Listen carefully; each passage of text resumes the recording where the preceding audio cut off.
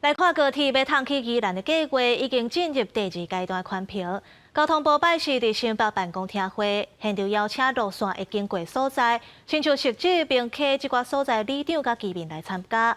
其中较有争论的部分是双客居民，因希望交通部会当伫咧双客设一个停靠站，改善新北山区的交通问题和经济效益。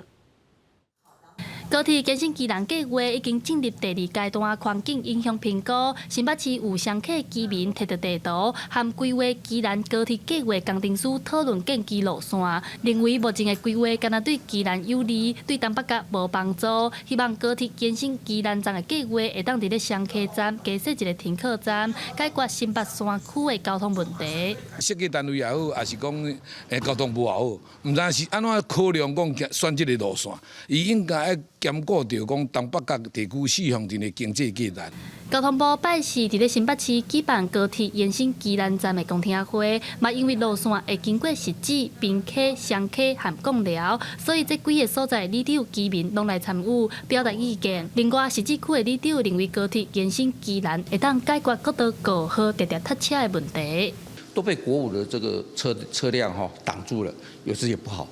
下去，所以说我是建议。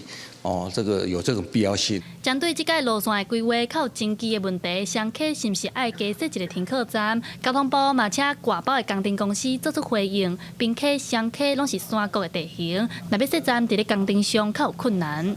高铁大概希望出入谷地至少在800公尺的一个宽度左右，然后目前大概经过那2个地方的一个宽度大概都不到200公尺，所以大概是比较难有一个设站的一个条件。这届交通部伫咧宜兰、双北拢总有3场的公听会，地方针对设站经济效益提出侪意见。交通部表示，未来会搁开公听会和民间做交流，达成社会共识。记者戴亚双、柯敏哲台北报道。